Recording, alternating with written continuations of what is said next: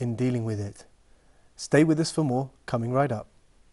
There is no man more dear to me throughout the whole of history than the one who was sent as a guide, leading people from darkness to light. His message was simple and clear, that there is one God whom we must all fear, inviting people towards Allah. His name is Muhammad Mustafa. His name is Muhammad. Assalamu alaikum wa rahmatullahi wa barakatuh. Welcome once again, viewers, to the Ark of Noah. With me in the studio, of course, for this series, as ever, is our very own Sheikh Moutasem. Assalamu alaikum wa rahmatullahi wa barakatuh, Sheikh. Wa alaikum assalam wa rahmatullahi wa barakatuh. Thank you very much for joining us. You're welcome. Now we've completed a couple of very important episodes outlining what exactly fitna is, and we left the viewers really with a little taster of how to deal with it. And in this episode, we're going to be focusing on what should a Muslim do in the time of fitna. Sheikh, can you just remind us very briefly what type of fitna we're focusing on in this series? Yes, alhamdulillah, wa salatu wa salamu ala rasulullah. The type of fitna we are dealing with at this time, or in this series, is the fitna that hits religion. Because we said the most precious asset that we have as Muslims is our religion, the deen of Allah subhanahu wa ta'ala, this divine guidance. It is the meaning for our existence, and it is the most precious gift that we have, or that humanity has, and it is the only way that leads us to eternal happiness in paradise. Subhanallah. So it is really the most precious asset that we have. So our main focus should be to maintain and to keep this gift intact and protect it from any possible danger or threat. Subhanallah. Jazakallah Shaykh. And what kind of mindset do we need to be going into, when we're faced with all this fitna and this division and this attack on our understanding of deen? I mean, this is overwhelming, as we said. The intensity can have quite an effect on the person. I mean, he can then become passive, then become just, he doesn't really want to do it. It's too many groups. I hear many people saying, there's too many different ways of following Islam.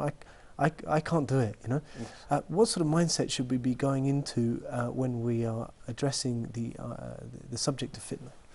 Yes, when we deal with fitna, subhanallah, the Prophet ﷺ gave us so much guidance about dealing with fitna.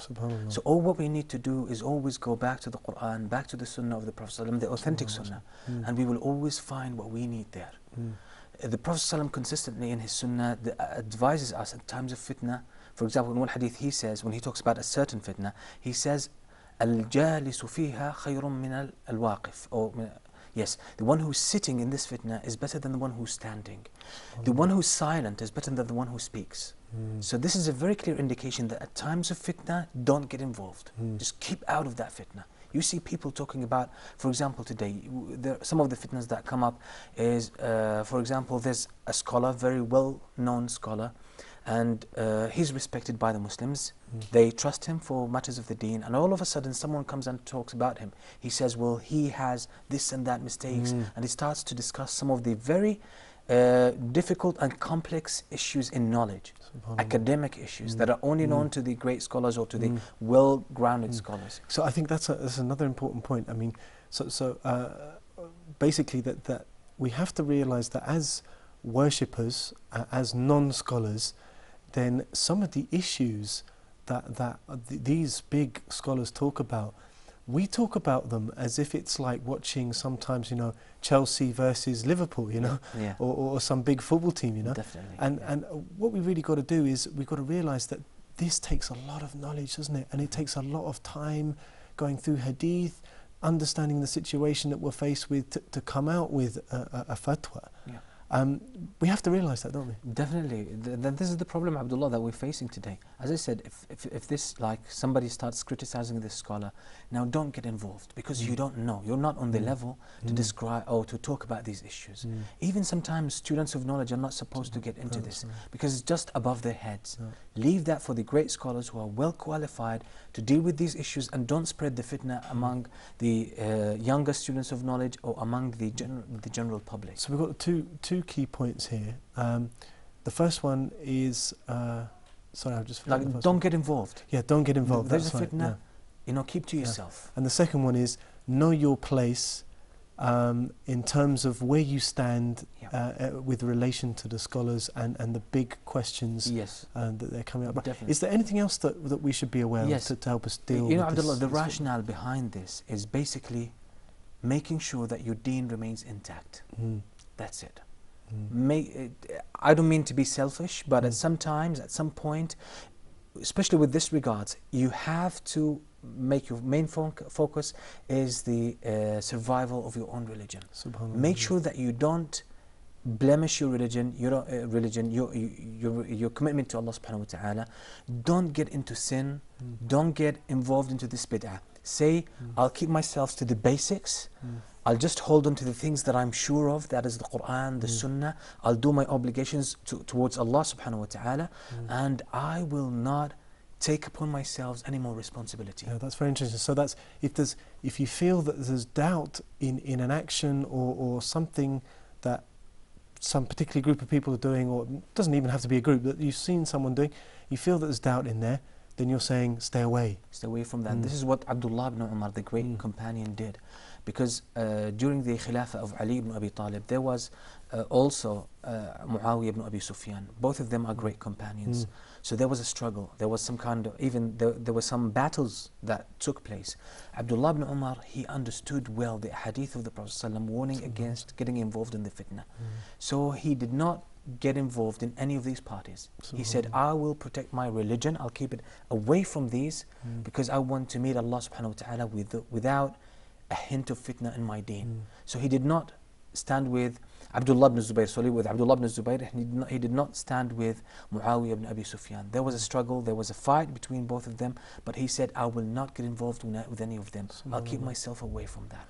So this lends itself to the question that I think might be on many viewers' minds, is how do we know to get involved, or how do we know just to stand back? Because, you know, at some point, don't we have to forbid the evil? Yes, thank you very much for this question, Abdullah, because it does answer, or it relates to, an endless number of cases, especially at our times.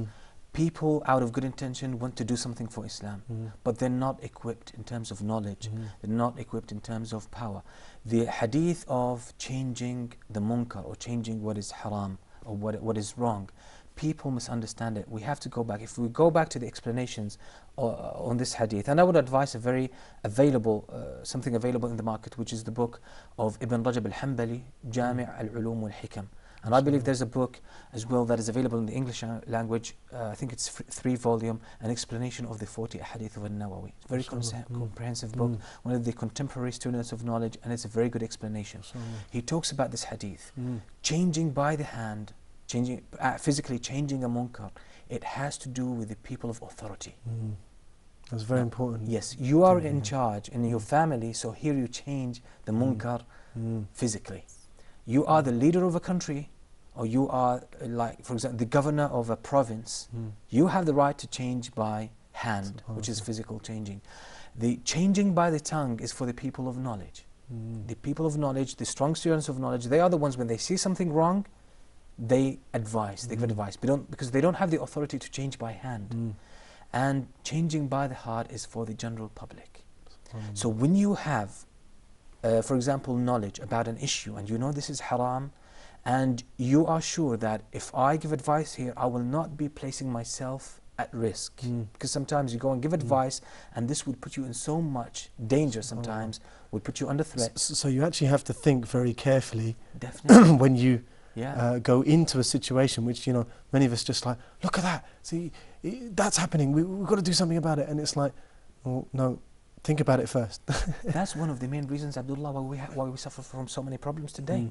People think people must understand this hadith, and the fiqh of this hadith is very important. Imam Ibn Taymiyyah, he spoke so many things about this hadith, concerning this hadith. And this is why sometimes we see, like in the Muslim countries, we see sometimes certain governments, they do something wrong, they have wrong practices. Out of good intentions, some of the general public, they say, we have to stop that evil. And they're always thinking about non-Muslims, because, for example, non-Muslims, when their leader or the president, they do something wrong, sometimes they hurl tomatoes or eggs on them. They do that. But like in the Islamic etiquettes or the Islamic system, where this is not our way of change. Our way of change is to go and give advice. So these people want to do something good, so they go around, are always worn around, like, for example, the scholars sometimes about the leaders, sometimes about certain personalities, and they don't realize what is happening behind the scenes, why these things are happening. So we say to those people, if you have a piece of advice, go and approach the people in charge and give it to them bravely, but with respect as well. As a Muslim, you're fulfilled. So for example, so you've got a very interesting point there, which I think is, tell me if I'm wrong, correct me, you're saying that, okay, so we are, as general public, we might not have the position, we might not have the knowledge necessarily, but we can go to somebody in position of power, or we can go to the scholar and say, look, I've seen this happening, why is that happening, and tell them to stop it. And then the scholar or the person in the position of authority will be able to say, okay, yes, you've got a point, or will be able to say, in fact, no, you don't understand the full situation, because many times we don't understand the full situation. Definitely. And by doing something, if we did it, we may impact something else. Definitely, and this is why, some of the people, during the time of Al-Hajjaj was a very oppressive leader. Some people came to Al-Hasan al-Basri. These were Tabi'een, the generation that came after the companions. Now, Al-Hajjaj killed so many he killed actually some of the scholars, some of the great scholars. I'm going to cut you off there. Inshallah. We're going to be back just after the break. We'll see you in just a minute. Assalamu alaikum wa rahmatullahi wa barakatuh.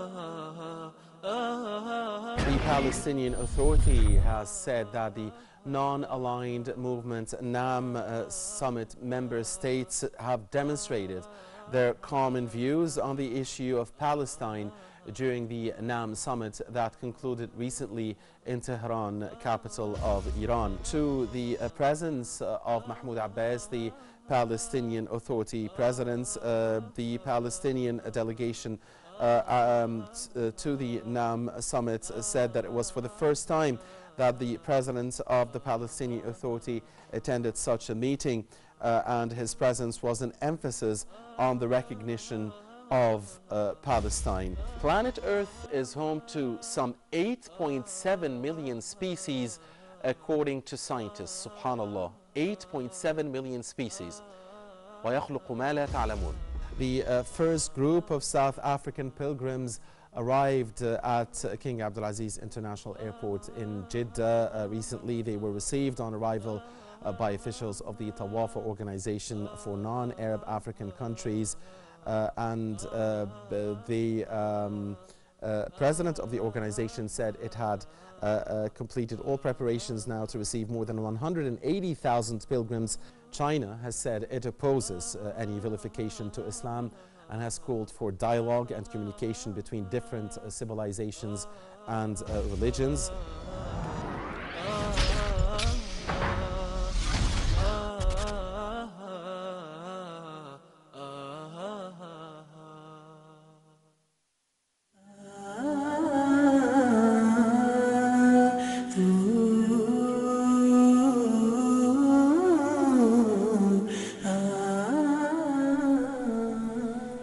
Assalamu alaikum wa rahmatullahi wa barakatuh. Welcome back. We are focusing in this episode of our series, The Ark of Noah, on what should a Muslim do at the time of fitna.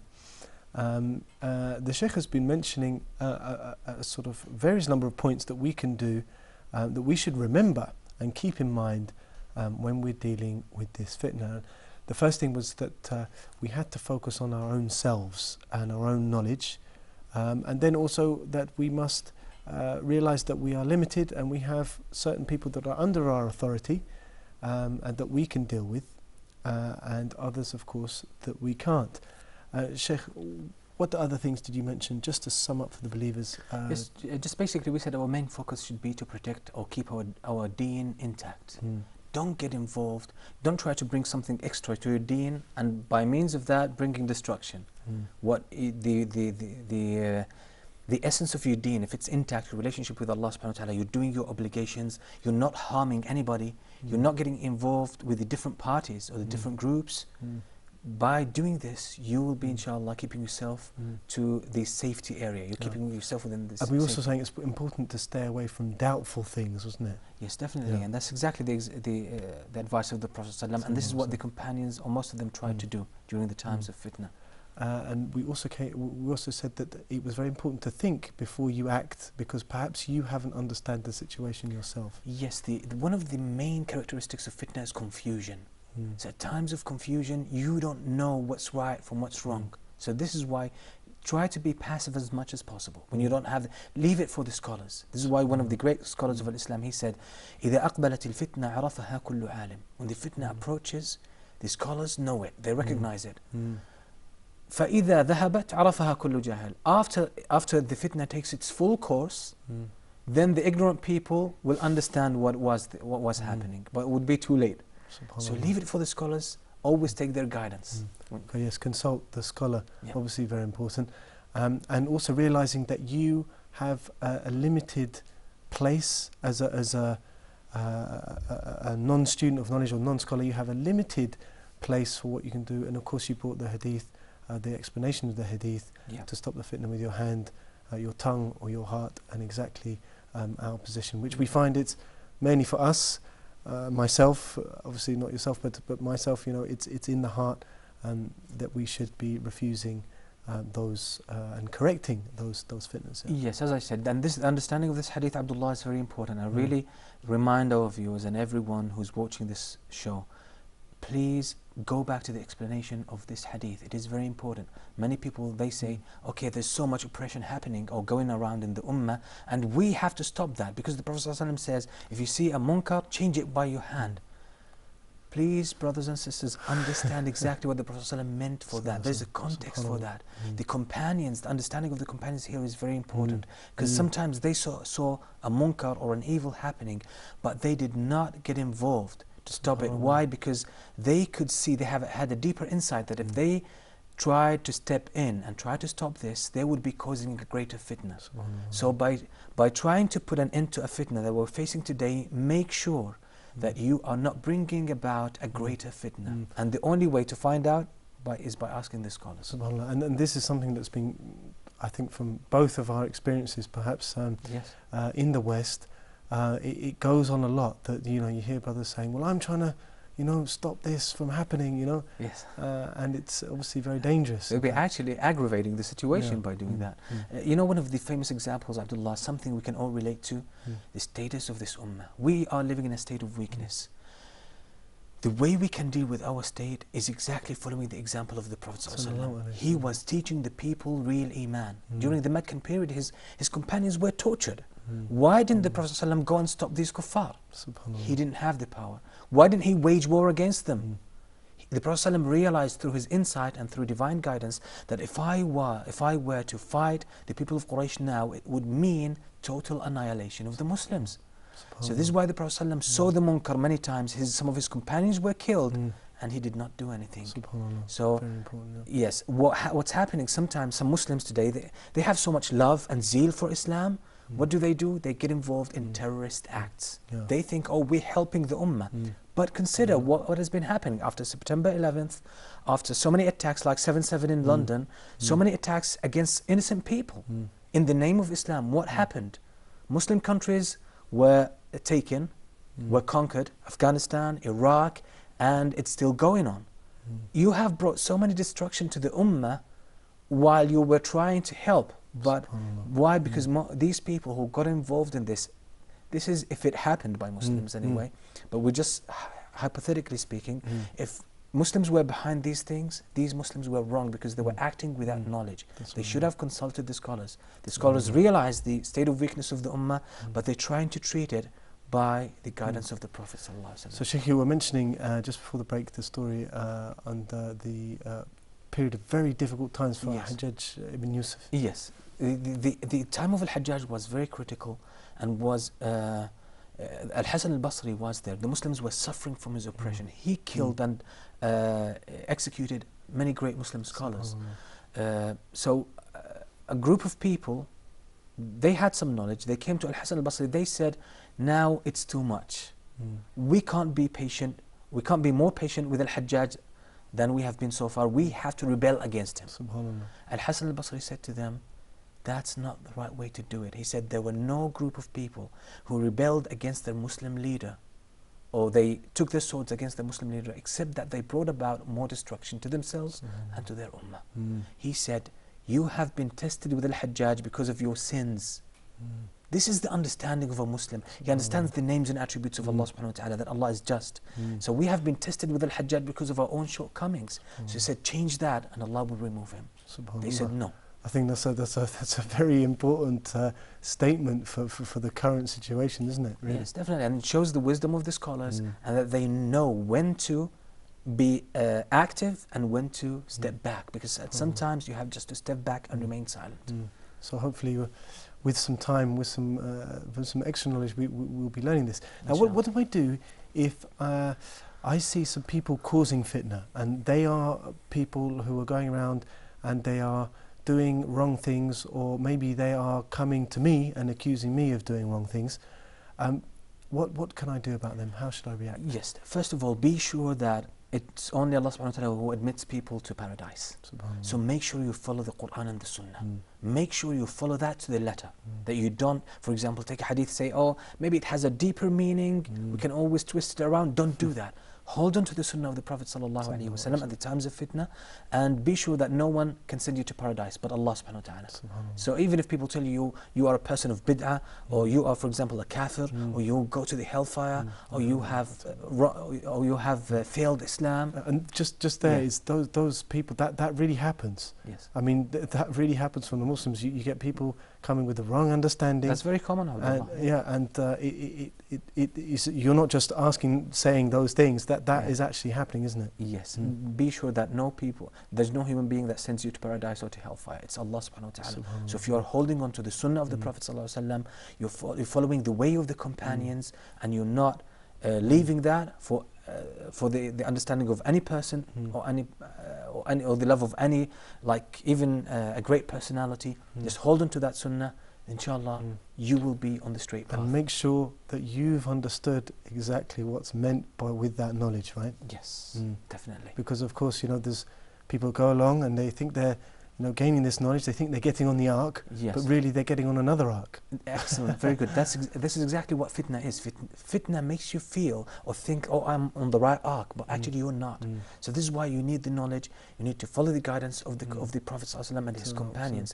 But something else we can do, Abdullah, with people who we see them involved in bid'ah, we have to assess ourselves. Do we have the knowledge? Do we have the personal power to deal with these? Very important, yeah, because if in the process of advising these people, I'm going to jeopardize my own understanding, my own deen, don't do that. Your main responsibility is to protect yourself. Don't say, I'll jeopardize my deen, but I will give advice to others. Don't do that.